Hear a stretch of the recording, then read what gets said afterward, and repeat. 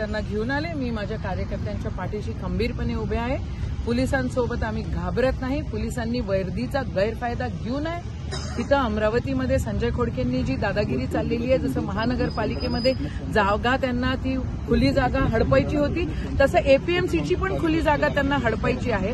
त्यांचं लक्ष पूर्ण जागांवर आहे. जागा कशा ताब्यात येतील, आपण त्याच्यावर व्यापार कसं करू, आणि त्या हिशोबानं नवरा बायको राजकारण करतायत. हा महानगरपालिकेची अवस्था एकदम खराब आहे. त्या ठिकाणी लक्ष न देता आता एपीएमसीच्या जागेवर त्यांचं लक्ष आहे आणि म्हणून तोडफोड करायचा प्रयत्न करताय. बरं, माझं म्हणणं आहे की तुम्हाला काय करायचंय करा, पण युवक काँग्रेसचा अध्यक्ष, विधानसभेचा, एनएसयूआयचा जिल्ह्याच्या अध्यक्षाला जर तुम्ही ताब्यात घ्याल आणि दडपशाही कराल तर त्या दडपशाहीबांना आम्ही घाबरणारे नाही. आदरणीय अजितदादा घाबरू शकतात आणि सत्तेत जाऊ शकतात. आदरणीय शिंदेसाहेब घाबरू शकतात, सत्तेत जाऊ शकतात. आणि जे आत्ताही फुटून जात आहेत त्यांच्या काही 22 कोटी वगैरे वगैरेच्या विषय आहेत, ते घाबरून तिथं जात आहेत. आम्ही घाबरणारे नाही. आम्ही शेतकरी लोक आहोत. आम्ही आहोत फील्डमध्ये. आमच्या कार्यकर्त्यांच्या पाठीशी आम्ही खंबीरपणे आहोत.